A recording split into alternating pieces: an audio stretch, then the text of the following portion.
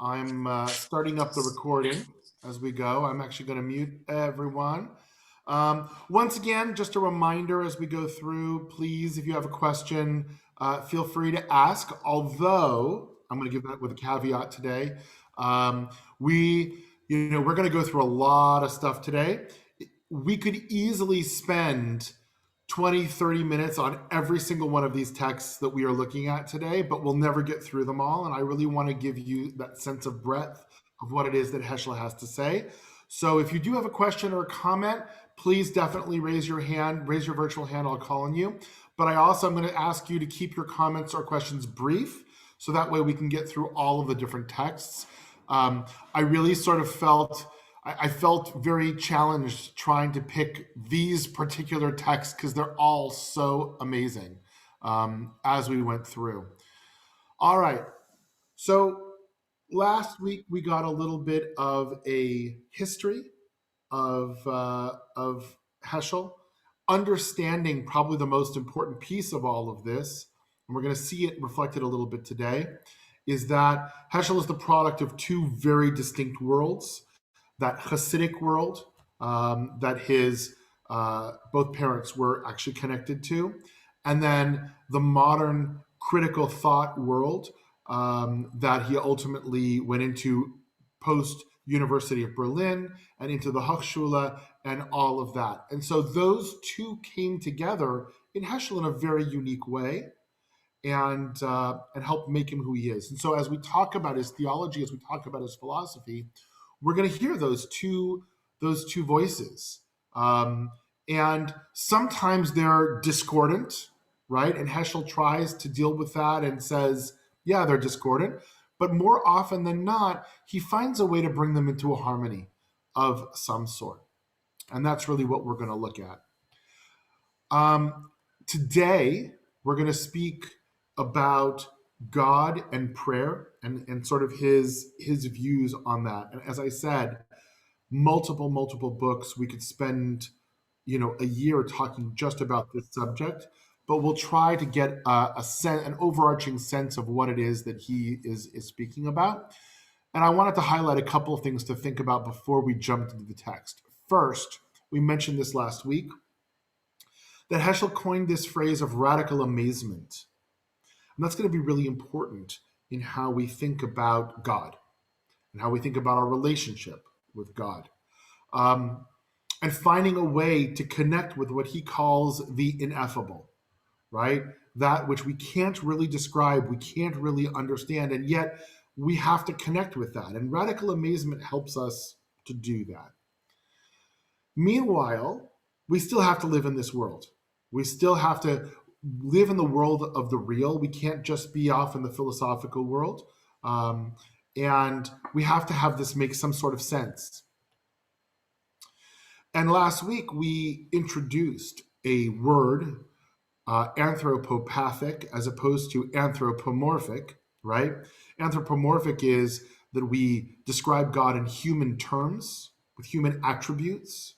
Anthropopathic is that we describe God with human feelings. And that's going to be important for how it is that we understand Heschel's philosophy as we go through. Okay? So let's start. Before we do, I'm going to probably read through, normally in my Beit Midrash class and stuff like that, I have other people read. I'm going to read today because it's just going to be easier. I can stop and comment as I go, and it will go a little bit faster. But please stop me if you need to and ask your questions. So the first source I want to bring is from the book Man Is Not Alone. We talked about all the books, and it starts as follows. The search for reason ends at the shore of the known. On the immense expanse beyond it, only the sense of the ineffable can glide. It alone knows the route, It alone knows the route to that which is remote from experience and understanding. Neither of them is amphibious. Reason cannot go beyond the shore, and the sense of the ineffable is out of place. My apologies. Is out of place. I was having problems with my dictation today. Out of place where we measure and where we weigh. We do not leave the shore of the known in search of adventure or suspense, or because of the failure of reason to answer our questions. We sail because our mind is like a fantastic seashell. And when applying our ear to its lips, we hear the perpetual murmur from the waves beyond the shore. So I just want to stop here. There's actually one more paragraph to this, but I want to stop here for a second. And first, I brought this source for a couple different reasons. I wanted you to get a sense, minus the typos, of how Heschel writes. Very, very image oriented and image drawn. And some people love it, but it really, you have to read each sentence and almost close your eyes and put yourself on that seashore and understand, that these are two different worlds, right? The world of the everyday, the world of reason, the world that we can see, and the world of the ineffable, the world of God. And there's a boundary, and we can find ourselves at that boundary, but there is a boundary. And how we, to me, he doesn't say this directly, but neither reason nor the ineffable are amphibious, but we are. And that's his point. We go back and forth between these two worlds. They can't go back and forth.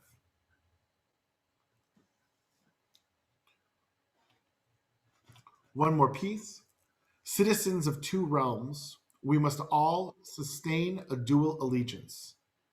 We sense the ineffable in one realm, and we name and exploit reality in another. Between the two, we set up a system of references, but we can never fill the gap. They are as far and as close to each other as time and calendar, violin and melody, as life and what lies beyond its last breath. That last sentence is one of my favorite of his. It's so rich, right? This idea of connection, and yet time and calendar are not the same thing. They're connected to each other. And ironically, or not ironically, I'm going to say intentionally, they're connected through us, right? They're connected through us. Violin and melody also connected through us. Now, life and what lies beyond that last breath, that's the question.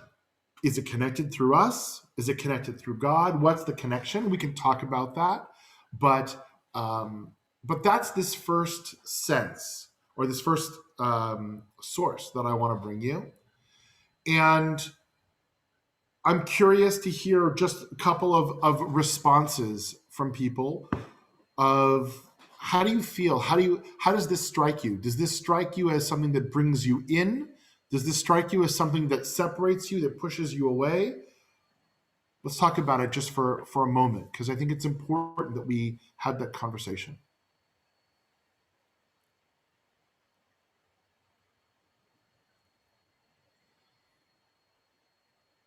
Peter?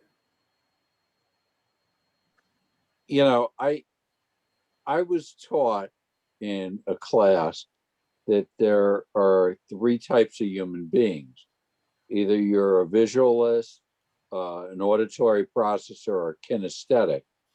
And I hear Heschel being so much of a kinesthetic and playing on those feelings of the attributes of humanity in there.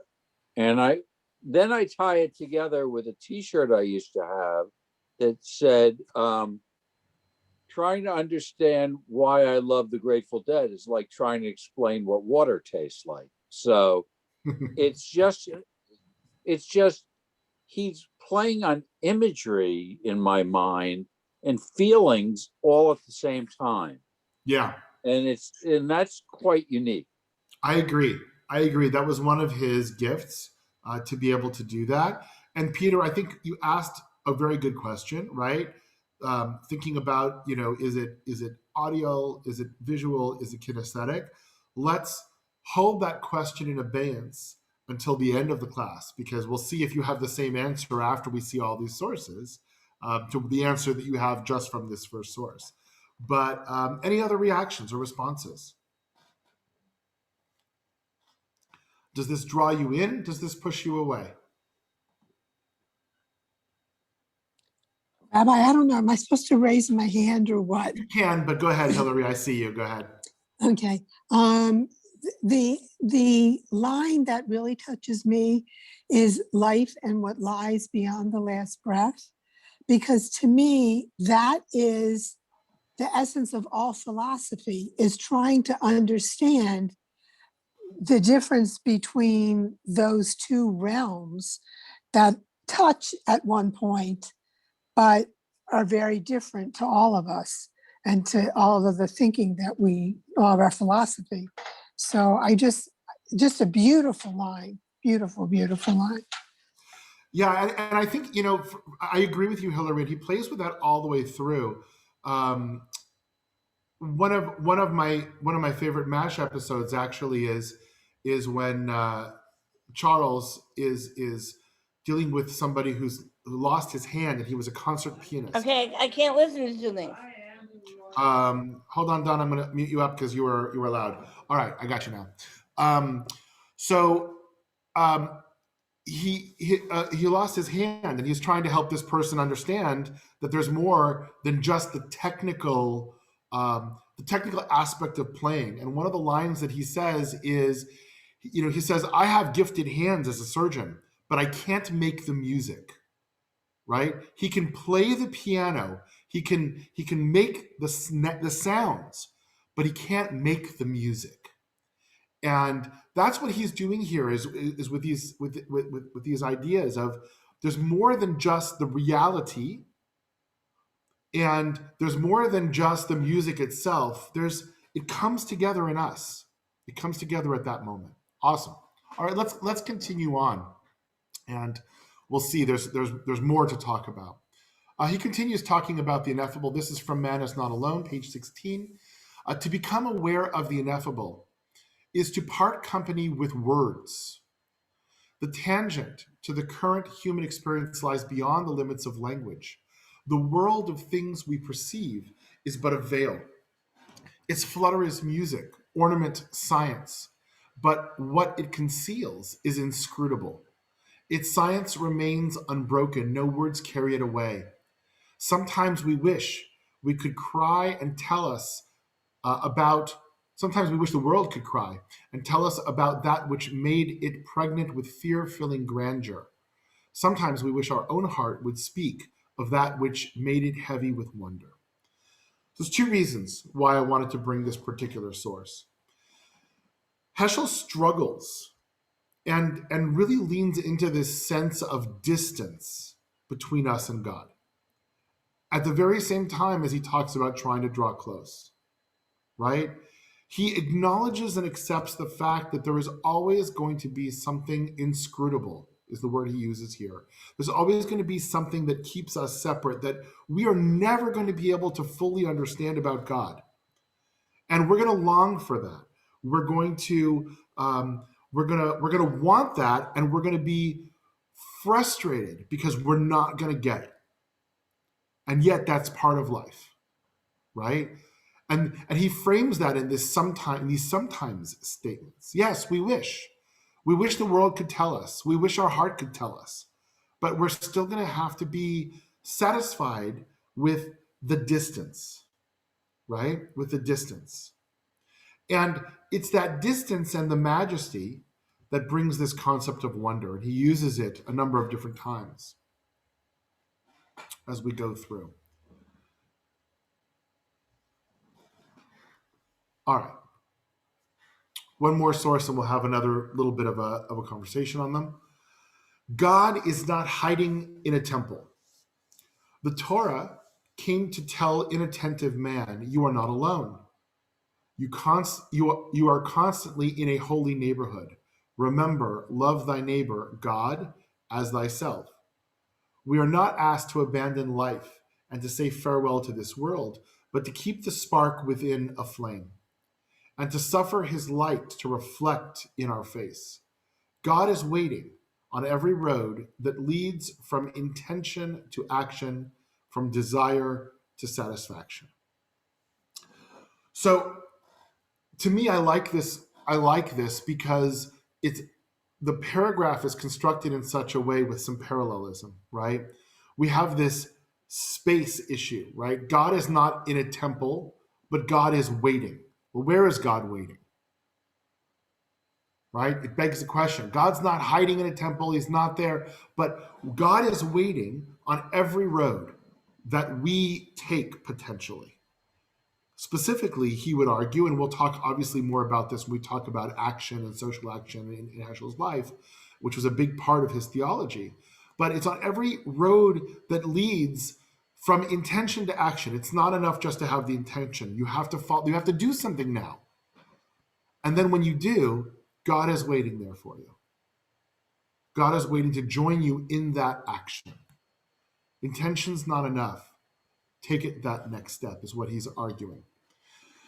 The other piece that I like about it is, he doesn't have a problem rewriting the intention of our biblical texts, right? Love your neighbor as yourself is talking about other human beings.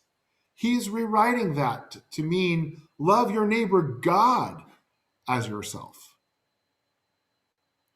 And he's got no qualms about doing that. Peter sent me a direct message saying the problem is that we are finite beings and God is infinite. Absolutely.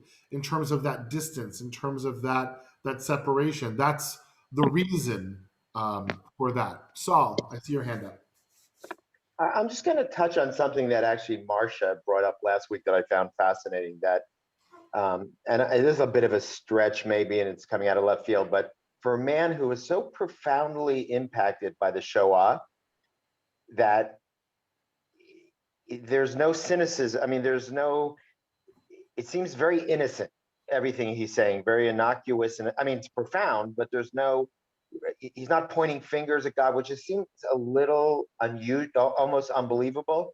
But maybe if he had lived another 20 years and had more distance between the Shoah, he would have more of a historical sort of revision of this sort of paragraph that, God is waiting. Because there is that, isn't there a concept of God's hidden face? Yes. And I would think the Shoah would be like a real example of that. For sure. I'm also going to say to you, Saul, that, and I did it intentionally, some of the sources that we're going to look at today on prayer speak to that, to your point and to Marcia's point a little bit from last week about the Shoah. And we're going to hear a little bit of a different voice, not a lot. He still is a very positive, outlook on it, because ultimately, right, you'll find sort of two camps in philosophy vis-a-vis the Shoah. You'll find the camp that blames God and the camp that doesn't blame God. I mean, that's kind of what it comes down to. And so the camp that blames God is going to have a very different philosophical take than the camp that doesn't blame God, to which Heschel absolutely belongs. Any other questions on this before we move on with our next source?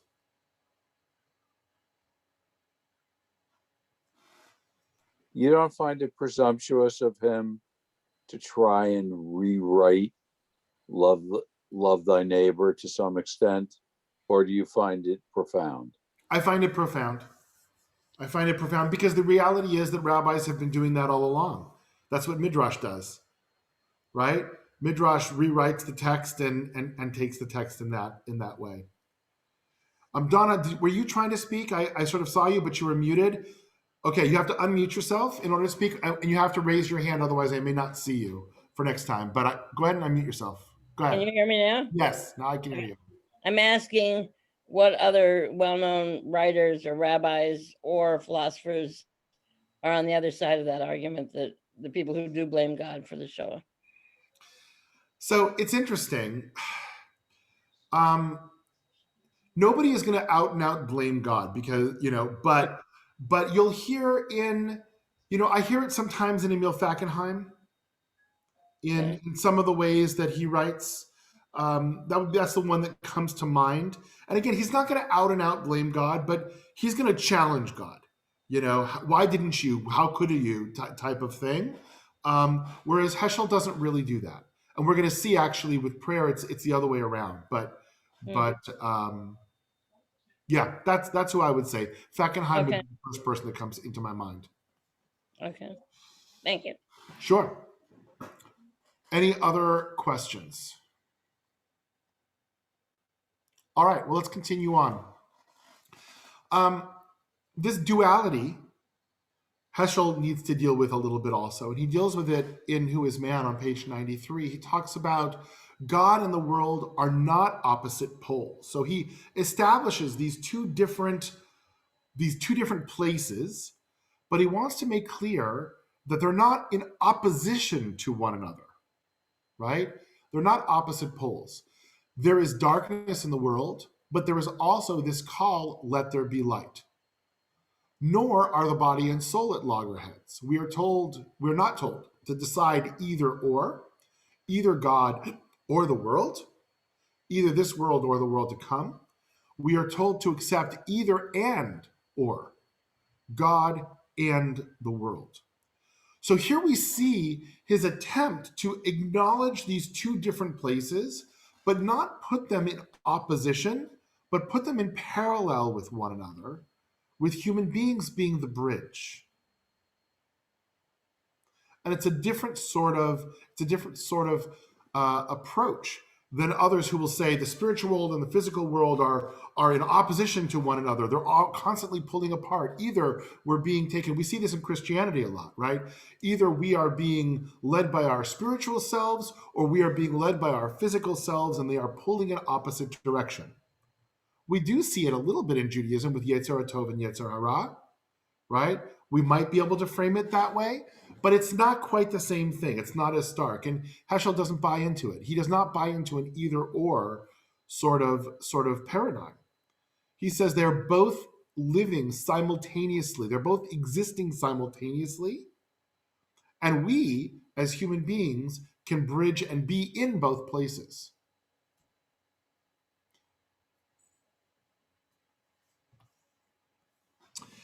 And then one of his most famous quotes that he has a lot of these one-liners that are just so deep. God is of no importance unless he is of supreme importance. And many a scholar has spoken about that, right? Of, what does it mean that God needs to be of supreme importance? And he doesn't actually answer that. This, if you look at the page, this actually is in the introduction to man's quest for God. This isn't even in the body of the text. He sort of drops this in the beginning, and then in the course of the book, Man's Quest for God, he tries to address what he means by this and how he answers it.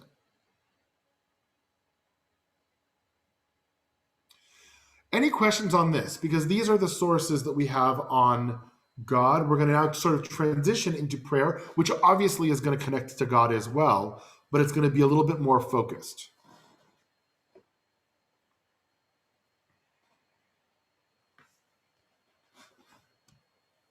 All right, let's continue. So in Man's Quest for God, he writes, "We do not step out of the world when we pray. We merely see the world in a different setting. The soul is not the hub, but the spoke of the revolving wheel." That's really important. I want to actually stop there for a second. The soul is not the hub, but the spoke of the revolving wheel. Close your eyes and imagine that. Because we normally think of the soul as the center. The soul is that point in the middle that everything else sort of goes out from. And he's saying, no, that's not how he sees it. He doesn't see the soul as the center. The soul does the work. The soul connects between the outer and the inner, between the outside world, right, where the rubber meets the road literally, right, in this case, and the inside that supports everything, which is God. And the soul connects between those two. It's a very different image than how we think of a soul often. In prayer, we shift the center of living from self-consciousness to self-surrender. God is at the center, towards which all forces tend. He is the source. We are the flowing of his source, the ebb and flow of his tides. Prayer takes the mind out of the narrowness of self-interest and enables us to see the world in the mirror of the holy. It's one of his famous lines, this idea of the mirror of the holy. For when we take ourselves to the extreme opposite of the ego, we can behold the situation from the aspect of God. All right, Nancy, I see you're raising your hand, and then we'll take this apart. Go ahead. Well, this confuses me in some way, because a wheel cannot have just one spoke. Agreed. Okay. So it has many spokes. So is one spoke one person, and what are all the other spokes? Other people? I'm just it's possible. confused. It's possible to read it that way, although I don't think he is, but it's possible, right, to understand it that way. Remember we talked about this image of a bridge, right? That human beings are a bridge between these two worlds. So this is a reshaping of the bridge image with a spoke. And a bridge takes you from point A to point B, but there's a lot of other places. And so I think he sees the soul as all of the spokes. And it reaches out in multiple places, in multiple ways. It's not monolithic. It's not one thing. It's all of these that supports. And again, it's a shift, because normally we like to think about, one soul, one spoke, one soul, one hub, whatever it is. But I don't think that's the way he's doing it. Now, I'm not 100% sure, but that's not the way I'm reading it. I think he's seeing it as all of the spokes. Although I think he would argue community is important, and you can certainly shift it to the way that you were explaining it, right? One spoke, one soul, and now we need the whole community to come together. I don't think he would have a problem with that either. I guess I would see it more as kind of like an atom, where there's a nucleus or a hub, and then the atom itself is it's a nucleus, and there's all the electrons and the other stuff going around the outside. That's the reality. That and there really is kind of a nothing in between, a gravitational force or whatever it is that. Right. So to use your metaphor, that's where I would say he would go, right? If you want to use that, he would say the soul is that force that keeps the electrons spinning, that keeps the electrons from flying off, right? The positive and negative attraction charge, right? That's what he would say the soul is, I would argue. Okay, well, I can understand that better then. Yeah, okay. Look, everybody has because he's so image driven, that's what makes him a little bit more difficult, is because if the image doesn't work for you, if you can't see what he's saying, then it's going to be hard to understand. But if you can retranslate it the way that you did, Nancy, I think that works as well. Daveen. It seems like, actually, I love this. It seems like he's spending a lot of time and energy and words talking about the things that we separate. So, the shore and then the water.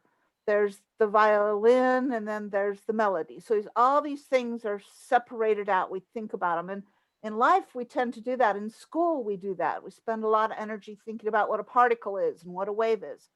Then he brings it all back together to kind of say, wait a minute, this isn't necessarily the way everything is. Stop taking everything apart and start thinking about how they're joined, and to think about it together in a way that's maybe less comfortable for us. When I teach physics, so everything always goes back there. But the idea of something being able to be a particle and a wave at the same time is just totally weird for our minds. But it's like trying to imagine and think about life and what we see as not all these separate Greekish kind of categories, but things together, that you can't understand it one way or another. You have to understand it kind of all mushed together. Yeah. And yes, and two things, right? One, we are the connection between these multiple possibilities, these multiple facets of existence that are out there, right? We're the connection. And not just we, but now he's bringing one aspect of what we do that helps us to connect them, right? And that's what makes this a source about prayer and not just a source about theology, because he's talking about prayer here, right? This act of prayer, and we're going to try to figure out why he says that in a minute. But this act of prayer is the thing that helps connect and helps bridge, right?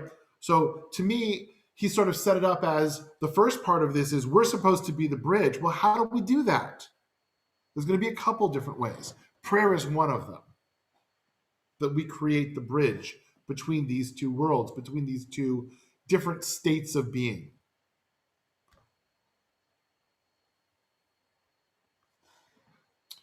Rebecca or Wayne, I'm not sure which one. Go ahead. Hold on, you're muted though. Forgot that one too. Did he study, and you may have talked about this last week, his explanation of prayer is very similar to what, you know, is in the air today, you know, meditation and focusing on something other than yourself and taking you out of your own head. So I'm just curious if he studied that at all as part, or just saw that as something that prayer should be. I don't think so. I don't know for sure. It's interesting. Look, I mean, he's the type of person that was probably a prolific reader and read anything he got his hands on. So, you know, Right. he lived in the 20th century. I'm sure he was exposed to it. But I would actually make the argument that this is the Hasidic side of his world coming in, right? That this is the take yourself out, be, you know, it's not about the Yeke, you know, study the Gemara only, but it's about let's sing, let's dance, let's, right? That's the spiritual side that he's speaking. And one of the things that I know that if Diana were here today, she would say is, you know, for the people that feel the need to, like, quote unquote, look away from Judaism to find these things in all these other, you know, religions, one of the things is Heschel brings it to us, right? It's just not taught in a way that is so accessible to everybody. So people don't realize that here it is within our own tradition. Right. You're right. It does sound very much like that, but it's coming from our own tradition. Right. Which is wonderful. And, you Yeah. know, I think more people need to see that, to embrace all aspects of Judaism that already exist. For sure. Absolutely. But he's, you know, there's a pretty big barrier, you know, to accessing Heschel. And so, you know, unless you're taking a class like this where you can ask the questions and say, wait, I don't get that. What does it mean? You know, a lot of people pick up a book and say, yeah, this is not for me. This is not for me. Rivka and then Peter.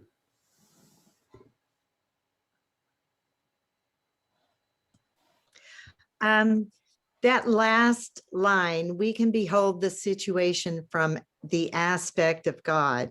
Can you speak to that a little bit in terms of, is it from the way God appears to us, the aspect, or is he referring to maybe we can maybe behold the situation from the perspective or a perspective of God? I mean, can you speak to that a little bit? Yeah, so it's interesting. I spent a lot of time thinking about that line this week, because I struggled with it and it bothered me a little bit as well, in the fact that, you know, we keep saying he's not setting up polar opposites, and then in this sentence he sort of seems to. I mean, that's what he says. The extreme opposite of ego is God. So I tried playing with this idea of ego and God as being opposites of one another, and I wasn't quite able to come to this idea of them really being opposing forces, which is what opposite means, right?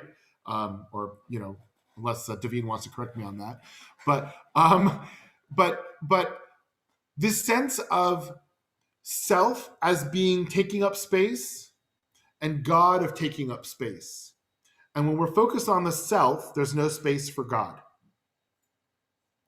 And that's the way that I understood it. That when we reduce the sense of self, when we reduce our ego, right, it allows for God to come in it allows for us to see that God is in that space. And, if I were, if I were giving a drasha on this, right, I would connect it to the biblical verse of, God was in this place and I didn't know it. Well, why didn't he know it? Because he was so focused on his own source, his own problems, his own issue, his own ego, that he didn't recognize that God was there.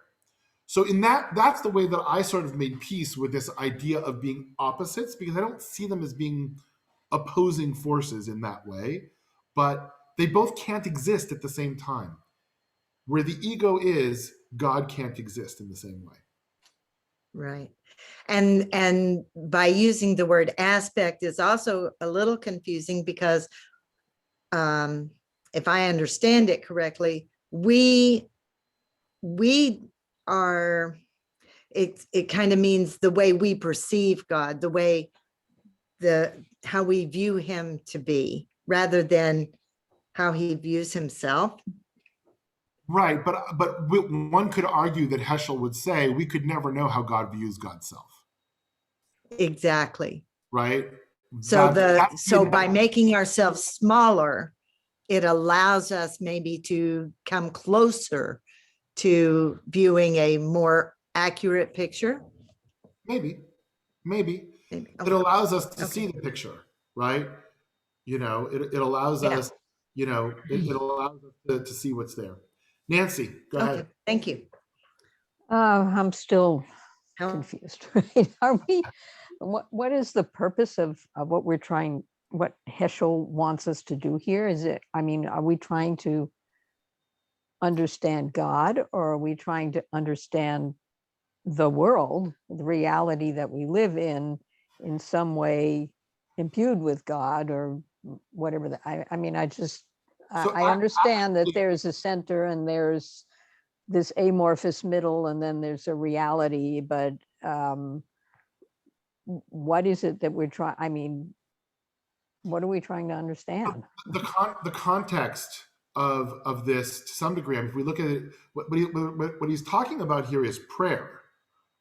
So prayer as a means, prayer as a connection, right? And so he's trying to have us understand about God and us and the relationship, right? When we're too big, God can't exist, God can't be there because we take up space. And that's the irony, right? God is infinite, and yet where we exist, where that ego exists, he's saying God doesn't, or maybe we can't see it. But this is about prayer specifically, and the power of prayer to make this connection, to allow to be that bridge. Prayer is one of the ways that we can bridge these two opposing, or these two different aspects, right? Because the ego, prayer comes from ourselves. We write the prayer, we create the prayer. That's ego speaking, and yet it reaches out to God and it connects us. Peter. In the class that I've been taking on Hasidic philosophy and studying Tanya, I kind of understand where I think he's coming from, looking to understand the divine soul from the animal soul a lot. And I think he's really looking at that as part of this. I just hear tones of, the Alter Rebbe in here, and that's where some of this comes from. And it is hard to bridge that, and it's hard to reveal that divine spark in all of us that we think of as a godly soul. So I've never thought of it quite in that way, but it wouldn't surprise me, right? And part of it is I haven't studied the Tanya in that way, right?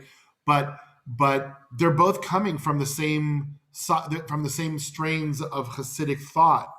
That they're different rebbes and different families, but it's still Hasidic thought in terms of how they're viewing the world. So the fact that there's tones and overtones of that, that doesn't surprise me.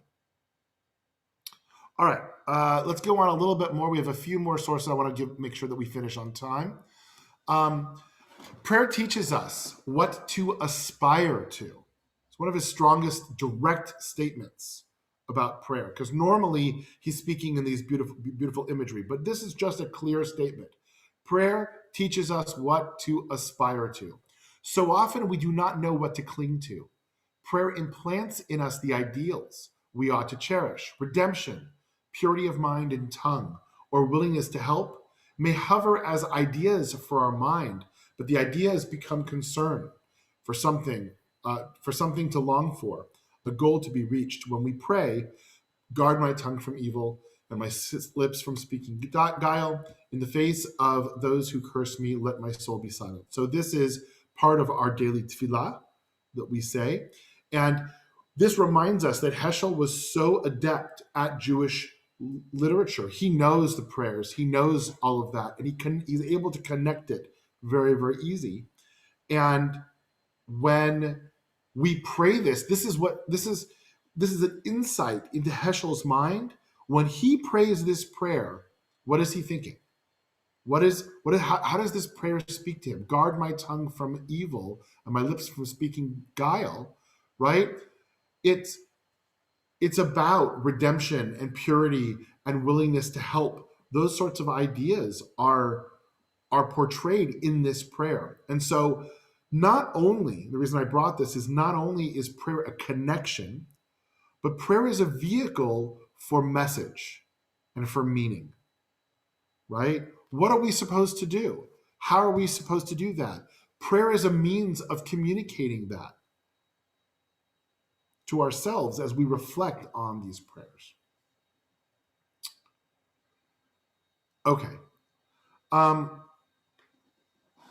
So the next source is where I start to hear a little bit of potential Holocaust theology in here. And it's not direct because, like I said, he doesn't speak to it directly. But this is from man's quest for God. God is not alone when discarded by man, but man is alone. Right? When I read that sounded to me like something that a person who survived the Holocaust might write and might want to talk about. And then he continues with prayer. To avoid prayer constantly is to force a gap between man and God, which can widen into an abyss. But sometimes, awakening on the edge of despair to weep and arising from forgetfulness, we feel how yearning moves in softly to become the Lord of a restless breast. And we pass over the gap with the lightness of a dream. He got very, very flowery in this. And I think he's trying to articulate this, how to deal with the despair, with the sadness that we human beings feel in our lives. And I don't feel like he has an answer for it. He kind of goes off and he says, well, maybe this yearning, for an answer will help us, pass over the gap between us. I don't know. It doesn't ring true. He's so clear in other places. I don't think he has an answer. And that's why I think, to me, this is connected to the Holocaust, because ultimately there is not a direct answer for a lot of people for that, of why these things happen. And so he was trying to talk around it and didn't really make it clear. It's beautiful, but I'm not sure exactly what it means.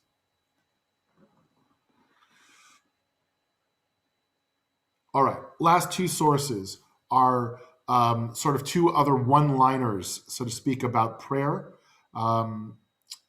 Worship is a way of seeing the world in the light of God. So I like this because it puts us, right?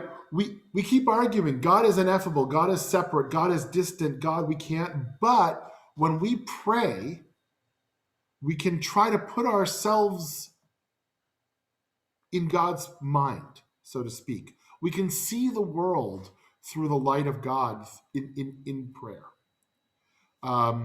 And it allows us, to me, it's one of the insights as to how he sees prayer as being a bridge, because it allows us to see the world differently.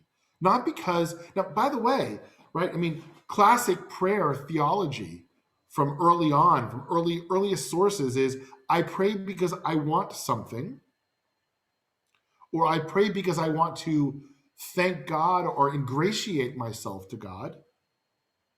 That's sort of classic prayer theology, and that's not what he's saying here. He's saying, I pray so that I can see the world like God. It's a very different point of reference.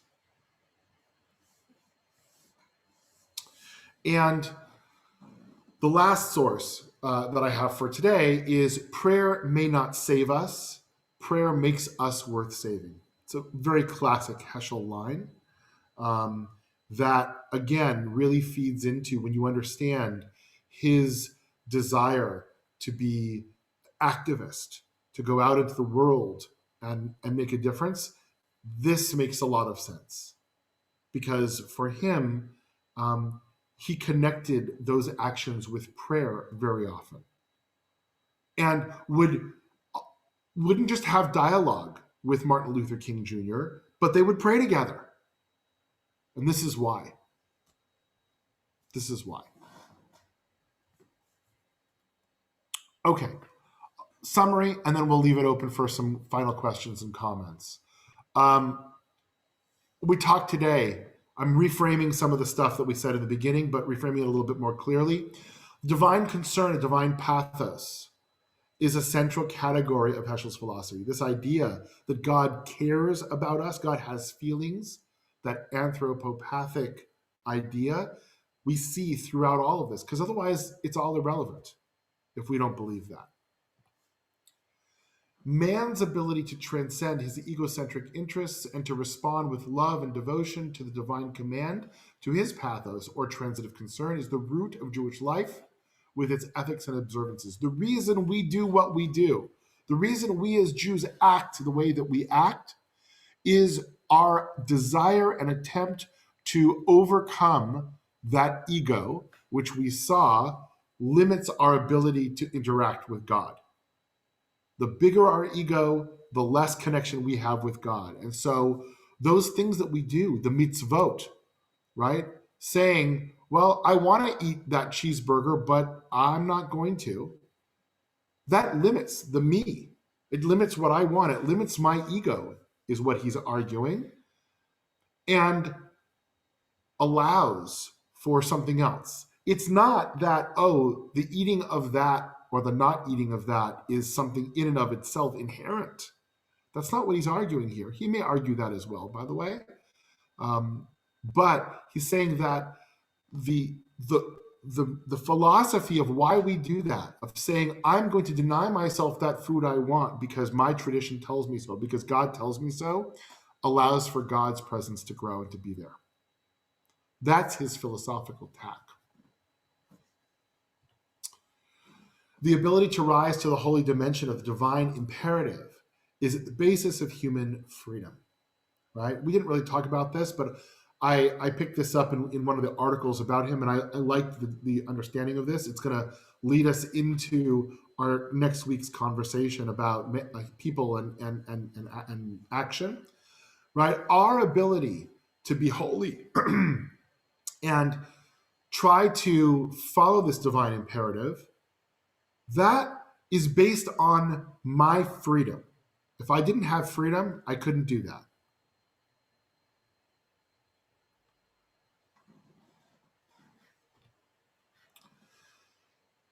And modern humans are largely alienated from reality.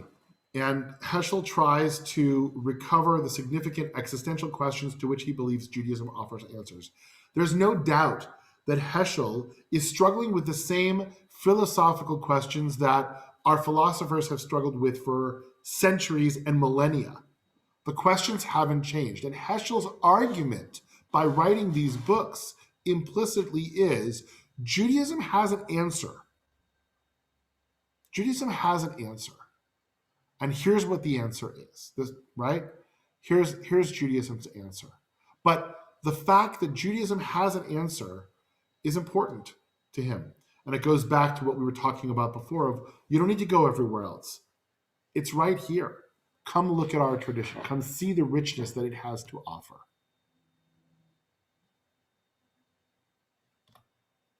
All right. Questions, comments? We have about 9 minutes or so to kind of mull this over a little bit. Rebecca. Or Wayne. No, I don't know who it is. I mean, just a quick what does he mean that humans are alienated from reality? In what sense? So our reality is not necessarily the divine reality. And therefore, and he's making the assumption here that the divine reality is true reality, although that's a whole philosophical conversation we could have, right? But we're alienated from that. And we only get that when we can start to connect and we can start to see that.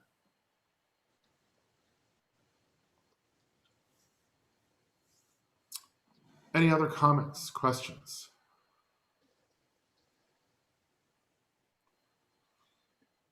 Marge, did you want to say something? Yeah, I couldn't find the chat thing. No worries. You unmuted yourself. What happened? Okay. Is it unmuted? Yeah, you're good. Yeah. Okay, I'm good. Okay, so I never understood why we changed the translation from guard my tongue from speaking evil, and then we did to lies instead of guile. I never understood that.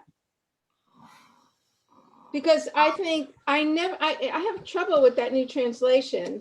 Mm-hmm. It seems like it takes something away. And I just brought it up because you mentioned it, it got mentioned tonight. Yeah, so that's interesting. I mean, look, Heschel was working with the same Siddur in the conservative movement that I grew up with. And so, I was quoting Heschel, and that's how he translated it. It's an interesting conversation to have of what the actual translation of those words are, evil or guile, because those are two different words. That's an interesting translation, or it's an interesting question. But I think Heschel just took the Siddur translation and put it out there. I don't know that he necessarily mentioned anything, because frankly, he was saying it in the Hebrew anyway. Yeah, no, oh, that's right. This is the translation from that. Okay. But anyway, just letting you know it bothers me. Okay. No, thank you. Look, it's an interesting point, and I would agree with you. It's a little bit more figurative of a translation. It diminishes it. To me, it diminishes. I'll have to go back and look at it again. I'll have to go back and look at it again. I thought of it that way. Peter. I find it interesting that you asked the question when we're all sitting here looking for the answer. He's asking the question of why we're Jews here, and we're sitting here studying this on a regular basis, and Zooming has given us more of an option to do this together from great distances.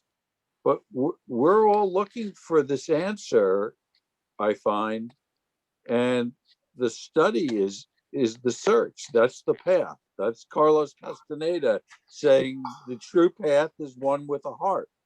So I would say to you that to some degree, we are preaching to the choir, right? To use that analogy of, right?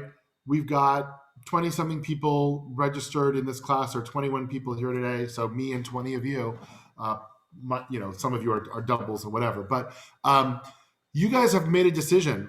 But there are tens of thousands of Jews in San Diego, and hundreds of thousands of Jews, and and millions of Jews around the world who aren't bothering to answer any questions, right? So yes, to some degree, we who are sitting around here are already engaged, have already been intrigued by our tradition enough to want to be here and ask these questions and engage in these questions. But we're not the majority by any sense of the imagination, certainly in the modern world and in the United States where he was speaking. And even, by the way, he would argue in Germany at the time. Everybody was about just let's assimilate, let's be like everybody else. We're not asking those questions. Where did our parents and grandparents fail us, and how are we failing our children in these traditions? I could hear Diana saying it, but are we really why are our kids looking for other answers when it's all here if we just peel away the onion skin? So your question is a question that I think is probably a class in and of itself, right? Of that. First of all, I don't know that I necessarily buy into the paradigm of we are failing our children, right? Because everybody needs to make their decision for themselves, right? Ultimately, being Jewish is a choice that each one of us needs to say, I'm going to do this. So yes, some of it we give and some of it we transmit, but just because we transmit it doesn't mean that our children are necessarily going to do it. And it's not necessarily a failure of the parent or of parenting, right? Children make bad choices. People make bad choices. Now, sometimes it is, and we have to look at that. We have to say, are there things that we could do better? Are there things that we are doing that enable or cause that? But it's a bit of a different question, Peter. It's an interesting question. But I don't know that, I think Heschel is just putting it out there, right? Heschel is very much I'm going to put out the food and I'm not going to force anybody to go eat it, right? You're going to decide if this is a meal you want to take. Come, listen, come learn. If not, all right, not. I'm going to continue to teach because this is what I see. Elisheva. So I just want to share something. I'm enjoying very much this class. I didn't come because I knew something about it, but only because I love to learn, to study. But my father survived the Holocaust. He was not in a concentration camp, but he was hidden. He was hiding with other Jewish doctors. A Christian family saved them. And he got a visa from the Mexican consul in France because he was in France studying medicine because Jews were not allowed to study medicine in Poland, or there was a very small number that was allowed. So, and we grew up, well, me and my brother, my mother, my father, we grew up very Jewishly, not religiously, but me and my brother know that he was angry at God because he didn't do anything to save his family. He lost his parents and siblings and nephews and nieces.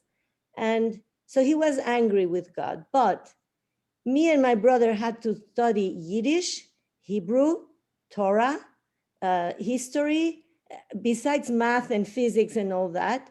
We went to a Jewish day school and he wanted us to know everything. He never said no to celebrating Passover or Rosh Hashanah or lighting candles. But a few days before he was about to die, he called me and he said, I want to ask you something. I know you talk to God, so talk to him about me. And that has been with me the whole time since he passed away 31 years ago. And that was like kind of, yes, I do believe there is God. And he always taught us with to be a mensch, to be a good person, to be not to run after richness and all the material things, but to have this kind of spirituality, even when he didn't go to shul. My brother had a bar mitzvah. I didn't because in Mexico that was not. So I'm just enjoying this so much because it's talking about God and how different people talk about God, but I don't think I can define or I'm not finding the pleasure in defining exactly where is God, if it's separated this from that or not, but there is God. Yeah. And thank you. I'm very happy I'm in this class. I'm first of all, I'm glad, and I hope others of you are enjoying it as well. And what I would say is, my goal in this is to introduce you to Heschel in a serious way. And if this is something that you resonate to, if this is something that you like, then you'll continue to read, you'll continue to study, and you'll continue to learn what Heschel has to say. And he is one of the great thinkers of the 20th century, and Buber, and Rosenzweig, and Emil Fackenheim, we mentioned earlier as a philosopher post-Holocaust, and there are a number of them. Heschel is not by any means the only one, and so hopefully it kind of whets your appetite. So it is time to end. I want to do two things before we do, since we are in the period of the Omer. I forgot to do it last time. I figured let's count the Omer and say a blessing together. And then we can, and I forgot to put it on here, I'm sorry, but the blessing is Al Sfirat HaOmer. So Baruch Atah Adonai Eloheinu Melech HaOlam Asher Kiddushanu B'mitzvotav V'tzivanu Al Sfirat HaOmer Hayom Shiva Asar Yom Shehem Shnei Shavuot U'Shlosha Yamim LaOmer. Today is the 17th day, which marks 2 weeks and 3 days. Yes, into the counting of the Omer. I had to do the math in my head because I don't have the Siddur in front of me. Next week, we are going to continue looking at more sources, but specifically moving away from God and prayer and moving more into us as human beings, what our job is, and the need for action within the world. And I will see you guys. Next week. Thank you. Bye. Thanks. Bye. See you next Thank week. you. Thank you. Great meeting.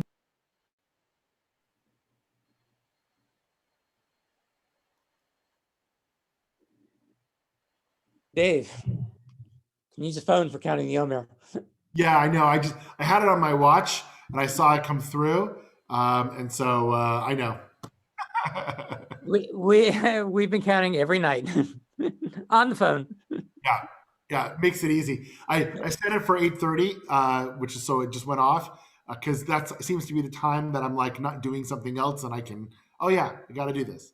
Right. All right, I'll see you later. Thank you. Bye. Bye-bye.